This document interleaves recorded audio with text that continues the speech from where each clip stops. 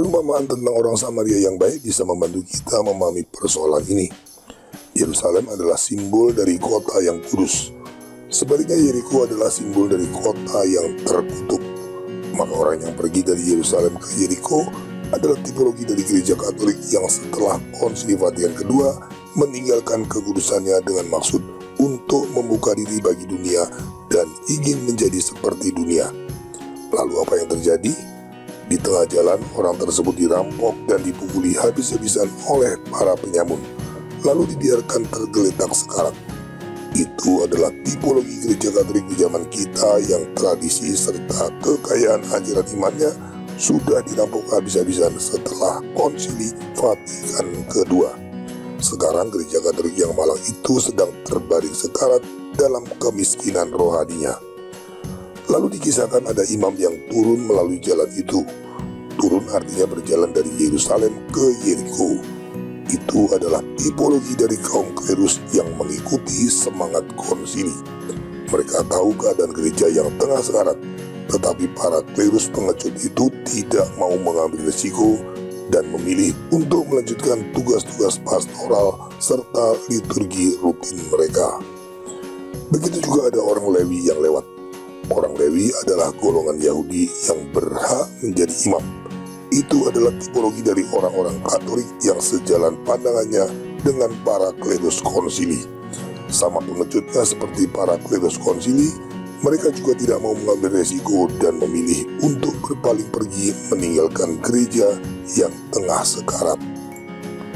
Akhirnya datanglah orang Samaria yang merasa iba dengan keadaan orang tersebut. Ia memberi pertolongan agar orang malang itu dapat diselamatkan. Orang Samaria itu membawa korban penyamun yang sekarat tersebut ke tempat penginapan dan memberi 2 dinar kepada pemilik penginapan agar digunakan untuk memulihkan keadaan orang tersebut. Orang Samaria yang baik itu adalah tipologi dari semua Katolik, baik klerus maupun awam, yang menyadari keadaan gereja yang sedang sekarat. Kemudian mereka peduli dan berupaya menyelamatkan gereja. Gereja pasca konsili sekarang berada dalam keadaan sekarat namun masih hidup, yaitu melalui orang-orang yang dengan susah payah mempertahankan iman tradisional.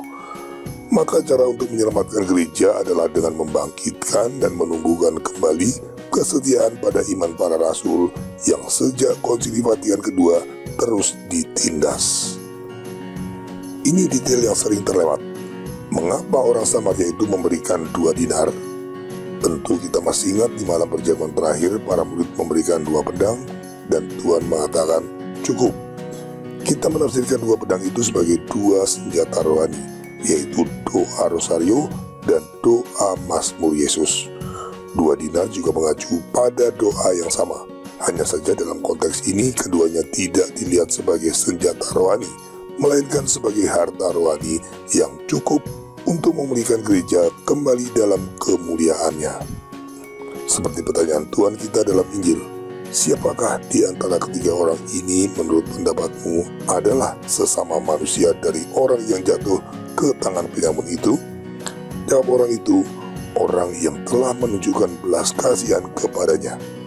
Kata Yesus kepadanya, pergilah dan perbuatlah demikian. Injil Lukas bab 10 ayat 36 sampai 37. Tuhan menghendaki kita menjadi orang Samaria yang baik bagi gerejanya yang tengah menderita sengsara Kalvari akibat Konsili Vatikan II.